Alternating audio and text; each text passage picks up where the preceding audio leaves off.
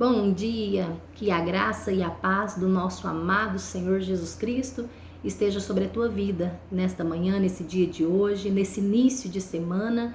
Hoje nós estamos aqui dando sequência à leitura diária da Bíblia, o momento mais importante do nosso dia, onde nós vamos buscar trazer para nossas vidas um alimento espiritual para a manutenção e edificação da nossa vida. A palavra do Senhor vai dizer que Jesus se declarou ser eu sou o caminho. Ele não é um dos caminhos, ele é o verdadeiro caminho certo, né, a se viver. Eu sou o caminho, a verdade, só Jesus é a verdade absoluta e aquele que traz vida para as nossas vidas. E que essa palavra seja o caminho, a verdade e a vida sendo gerada aí dentro do seu lar, dentro do seu trabalho, em toda a sua rotina do dia a dia, que possamos ter uma semana abençoada para a honra e glória do Senhor.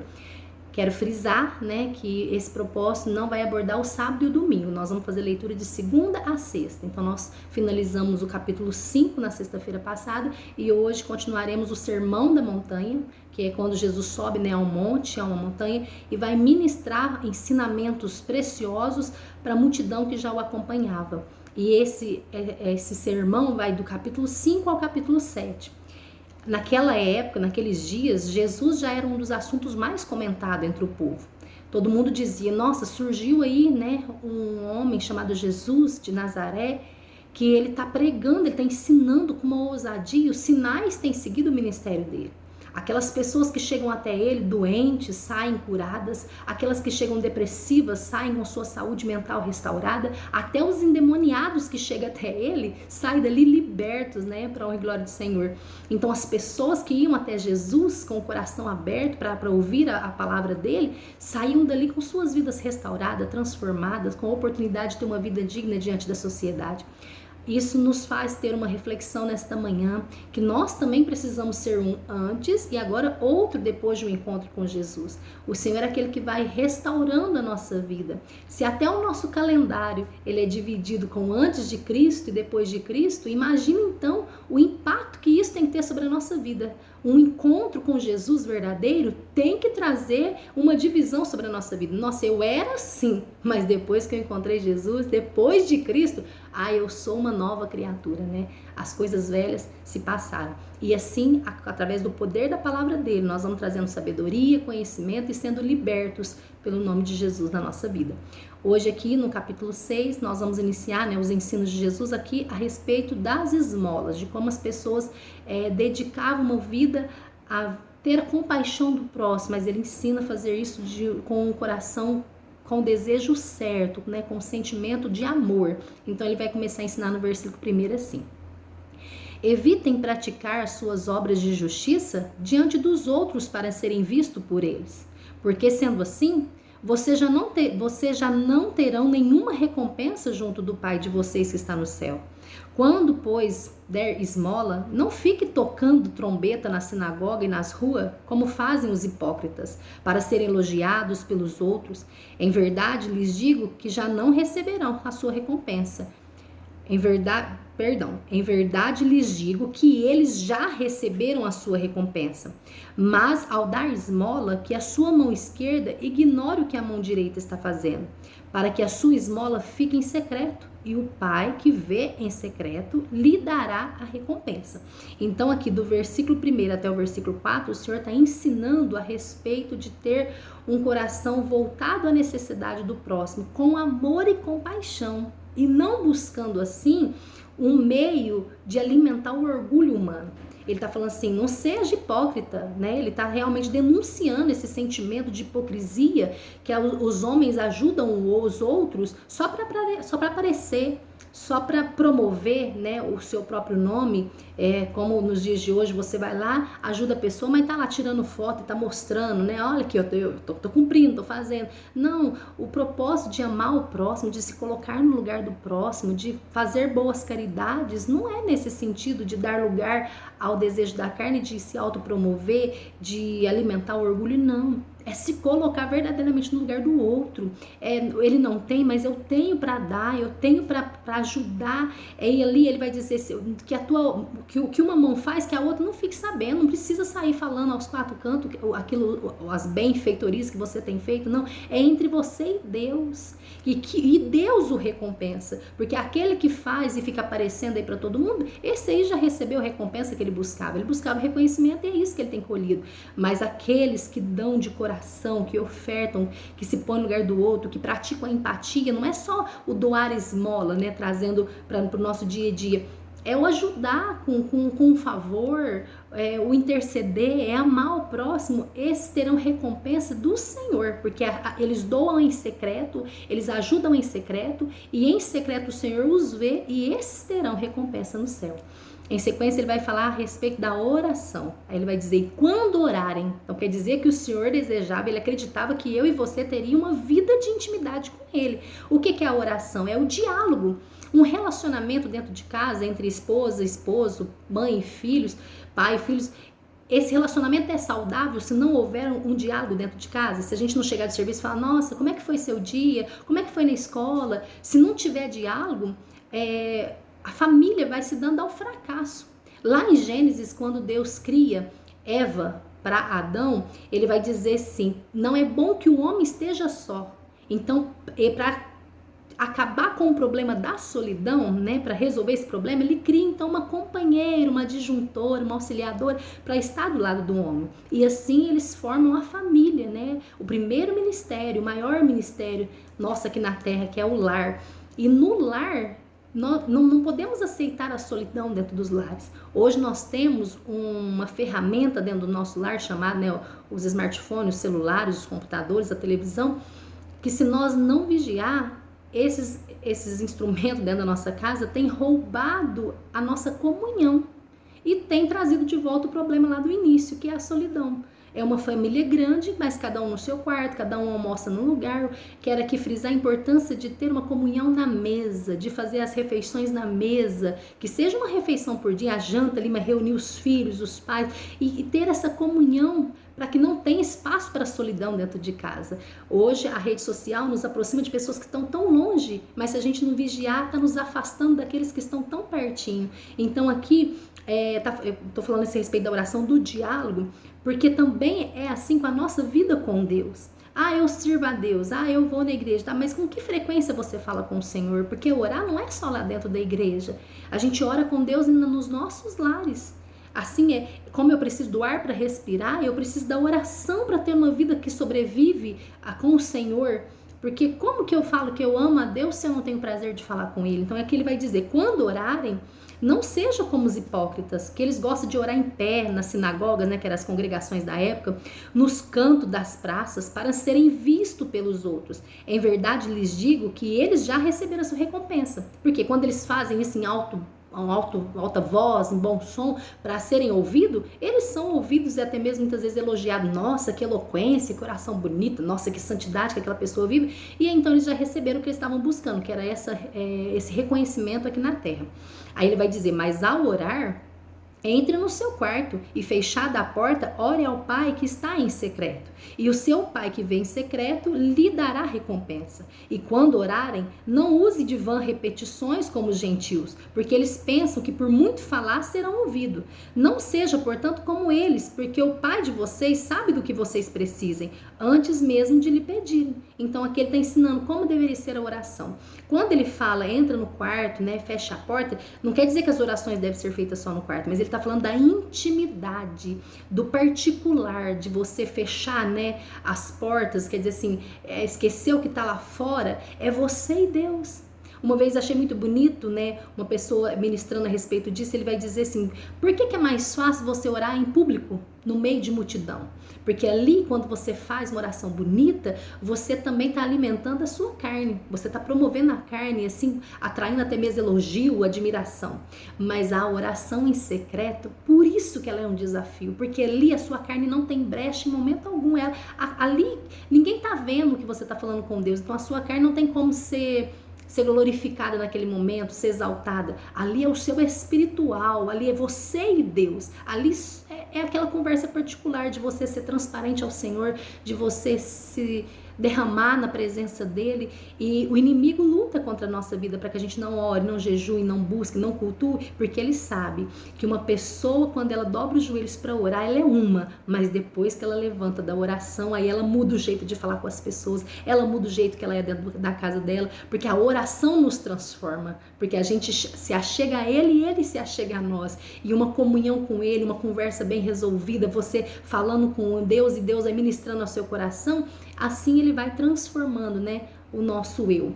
Então aqui ele vai dizer da importância da gente ter uma vida de oração e uma oração verdadeira, né? Que é que Deus possa ver o que você realmente tem orado. Você tem que orar em público, às vezes intercede uma pessoa te pede oração, ora nas igrejas, isso também é muito importante. Mas a oração verdadeira, né? É o seu particular com Deus. Aí ele vai falar, e no particular, em secreto, o Senhor te recompensará, o Senhor te responderá.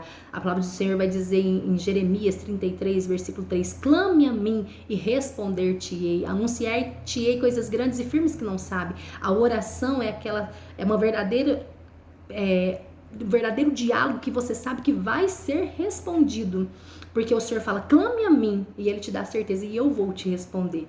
Aí no versículo 9 ele vai ensinar, né, como deveria ser as orações. Ele fala, não use de vãs repetições, não precisa ficar o tempo todo falando a mesma coisa, porque o Senhor sabe do que a gente precisa, muitas das vezes até antes da gente pedir. Mas ele tá falando assim, mas seja sincero no falar, confie que eu posso resolver, né?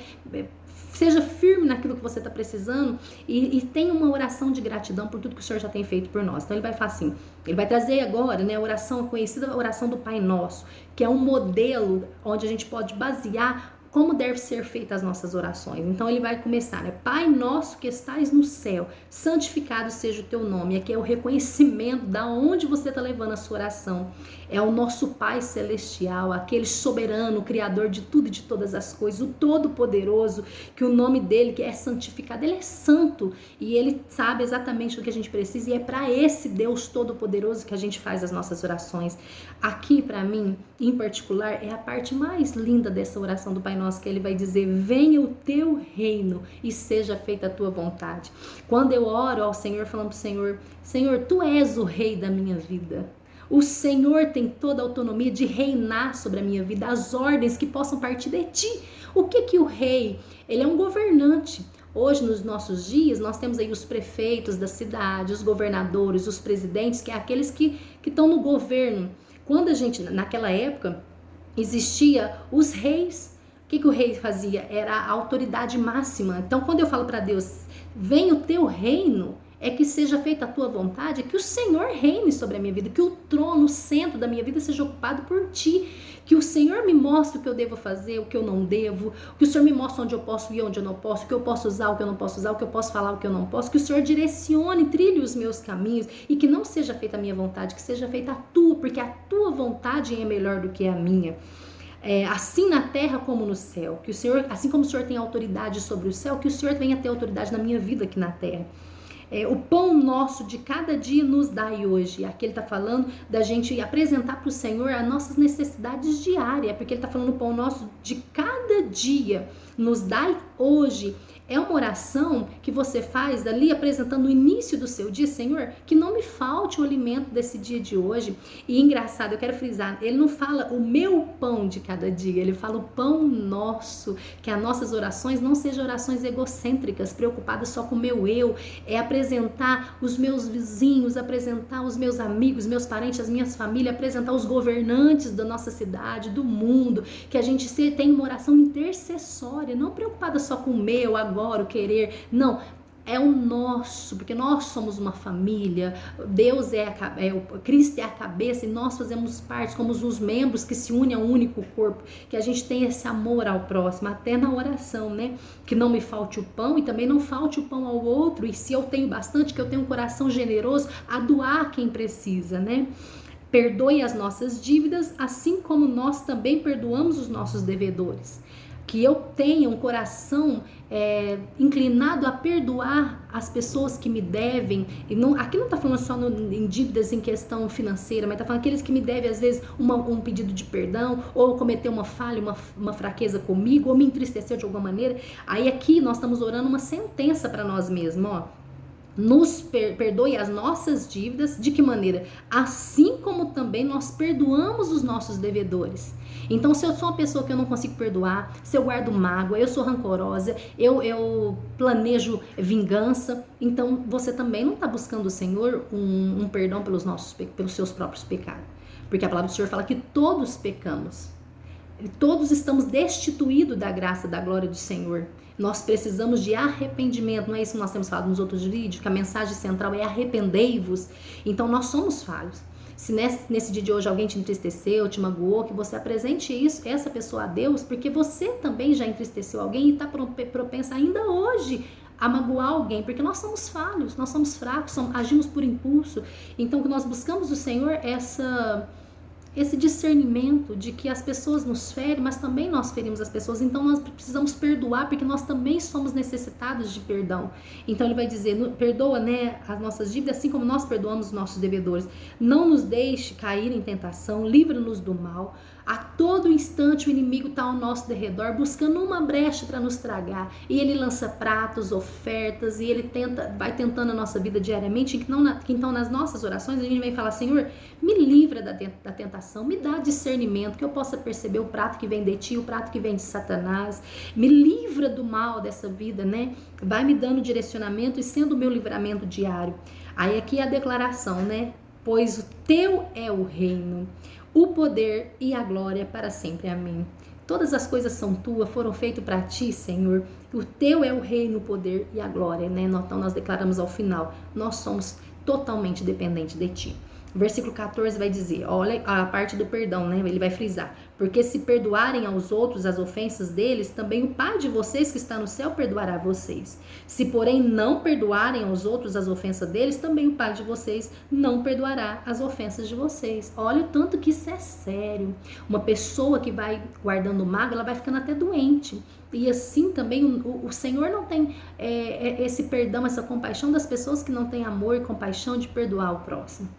Aqui no versículo 16, ele vai começar então a ensinar a respeito do jejum. Até agora era sobre oração, agora do jejum. Da mesma maneira ele inicia. E quando vocês jejuarem, o que quer dizer que o Senhor também esperava que nós tivéssemos uma vida de prática em jejum.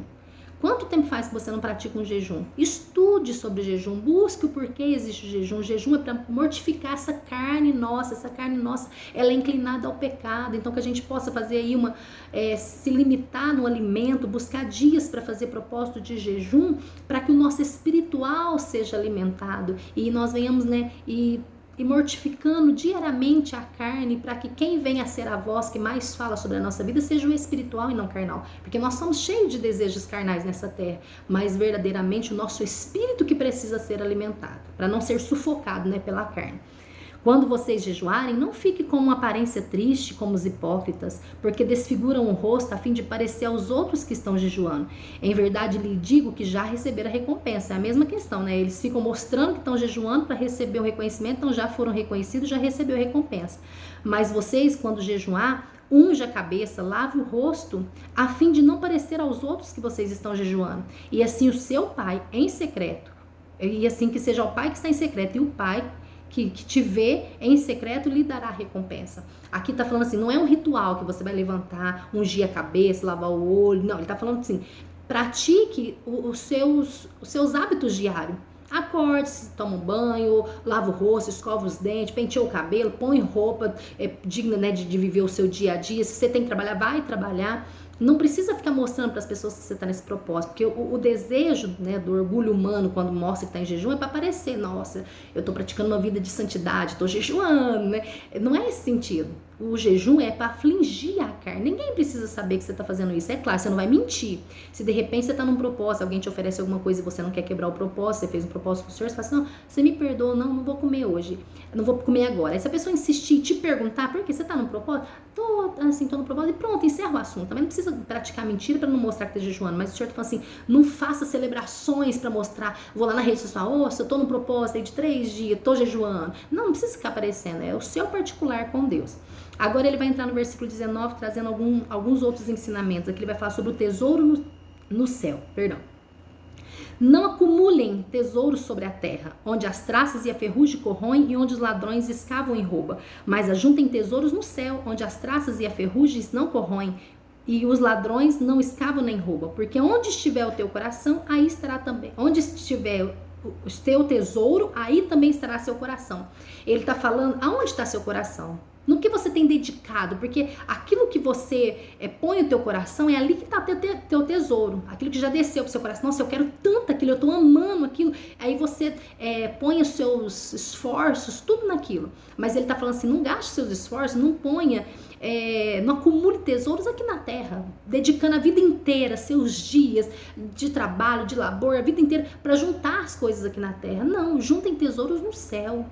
Se esforcem em fazer a obra aqui na terra, em ter compaixão e misericórdia pelas almas que estão perdidas, porque tem pessoas que falam, nossa, eu trabalho tanto que eu não tenho tempo nem de congregar, nem de ir para a igreja, porque eu não tenho, nossa, chega no fim do dia, tá tão esgotado que não consegue fazer uma oração porque não tá tendo força. Não, o que você tá buscando? Para que você tá juntando tanto tesouro aqui na terra? Aqui é passageiro, as traças corroem, as ferrugens domina, destrói tudo aquilo ali, mas no céu, lá ladrão não rouba, lá ninguém toma o que é teu. Então, pratique a sua comunhão com Deus diariamente, tenha tudo em moderação, trabalhe o tempo certo, as horas certas, e o maior tesouro que nós temos aqui na terra é a família, é as pessoas e não as coisas. Existe uma frase muito usada que fala assim, que as coisas foram feitas para ser usadas e as pessoas para serem amadas, mas nesse mundo tão ao contrário que as pessoas têm vivido, eles estão usando as pessoas e amando as coisas. Então só o Senhor para nos centralizar, nos reposicionar na vontade dele. Esse sermão, ele ia muito ao contrário do que as pessoas ensinavam naquela época. O Senhor aqui está falando que ele vai nos ensinar, né? Não mandeis conforme a sociedade, não vos conformeis com este mundo. Ele está ensinando os meus ensinamentos, vocês vão andar na contramão mesmo do que as pessoas ensinam, né? Agora o 22 vai dizer assim, os olhos são lâmpadas do corpo e se os olhos forem bons, todo o corpo será cheio de luz. Se, porém, seus olhos forem maus, todo o corpo está em treva. Portanto, se a luz que existe em vocês são trevas, que grandes trevas serão. Eu queria te perguntar, o que você tem colocado diante dos teus olhos? O que você tem assistido? Os teus olhos são aqueles que vê a luz ou vê a escuridão? Ele promove o escuro ou a claridade da verdade, né? Porque se o olho enxerga demais, se a gente vai colocando diante dos nossos olhos só coisas ruins e escuridão, o corpo inteiro padece. Então, vigiem, né? Porque os nossos olhos é a luz do nosso corpo. Os dois senhores, 24. Ninguém pode servir dois senhores, porque quem irá odiar um e amar o outro, ou irá se dedicar a um e desprezar o outro. Você não pode servir a Deus e às riquezas, né? Que em outras traduções vai falar mamon, né? Que era um Deus que dedicado ao dinheiro. Nós não podemos ter o nosso coração as ganâncias financeiras dessa terra. Nós temos que amar e servir a Deus. Nós não podemos nos inclinar às posições sociais que o dinheiro nos promove. Aqui está falando assim que quem é o Senhor da sua vida? Porque o Senhor nos ensina até onde nós podemos ir. Que a nossa carreira, que a nossa vida profissional, ela esteja pautada numa vida de honestidade. Aquele que aceita uma posição ou que ele dá um jeitinho lá no serviço dele só para que ele tenha o salário dele no final do mês, o Deus dele que ele está servindo não é o Senhor Jesus.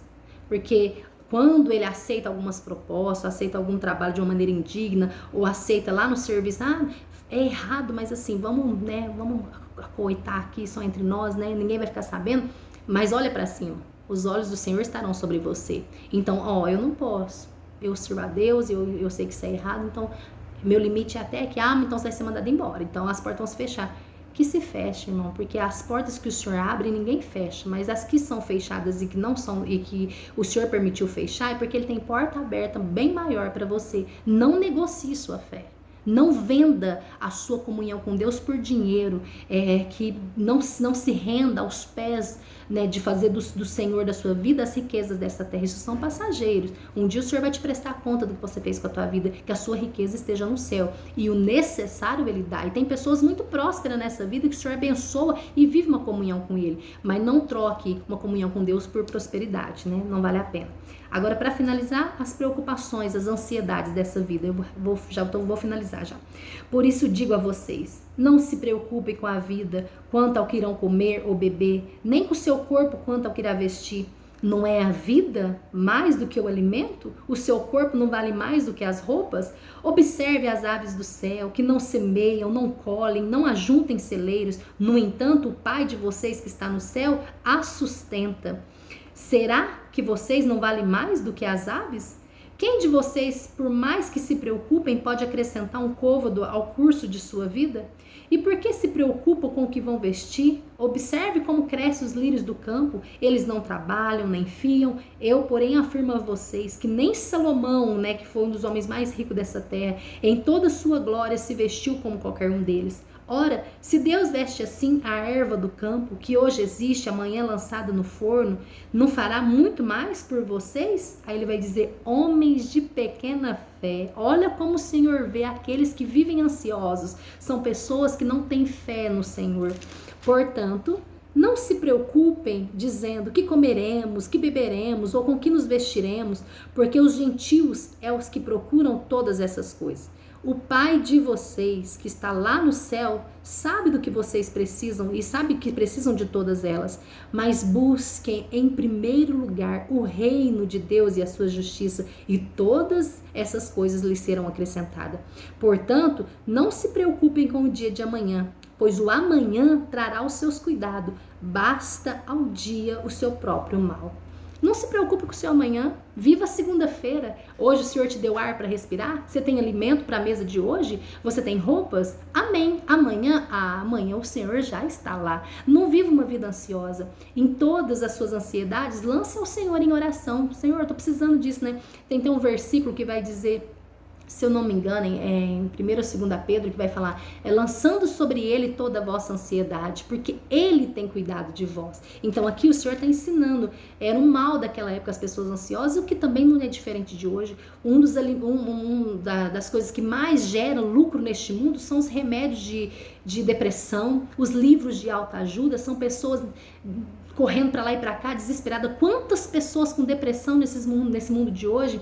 E aqui o Senhor está dando a resposta. Não fica preocupado com o que eu vou beber, o que eu vou comer. A nossa vida, a nossa alma, o nosso corpo é muito mais importante do que isso. E Deus, Ele é Pai, né? Como diz a expressão, Ele é padrasto, Ele é Pai. E Ele te dá hoje o que você precisa. E Ele é o mesmo Pai amanhã, Ele dá amanhã. Lembra daquela referência do povo no deserto, colhendo maná? Ele falava assim, colhe o que vocês vão comer hoje, a quantidade certa para hoje. E o povo, desesperado, preocupado com amanhã, juntava o maná. No outro dia, quando eles iam comer, o que era? Era bicho. E aí, na hora certa, o Senhor mandava o maná novamente. Aqui ele está falando, basta cada dia o seu mal.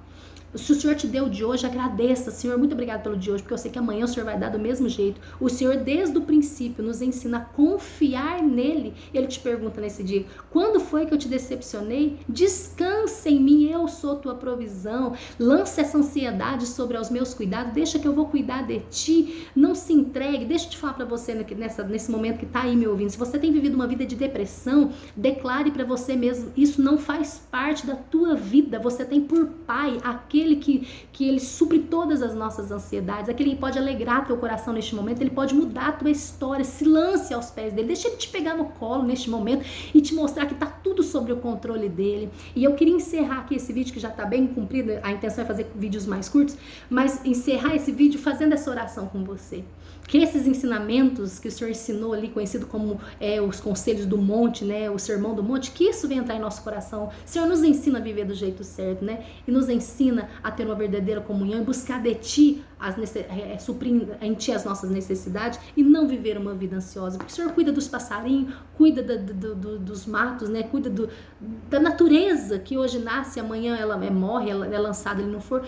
Imagina de nós que somos filhos. Então nesse momento ele vai falar para mim, homem, né, mulher de pequena fé, nos ensina, Senhor, a ter a fé do jeito certo. Vamos orar.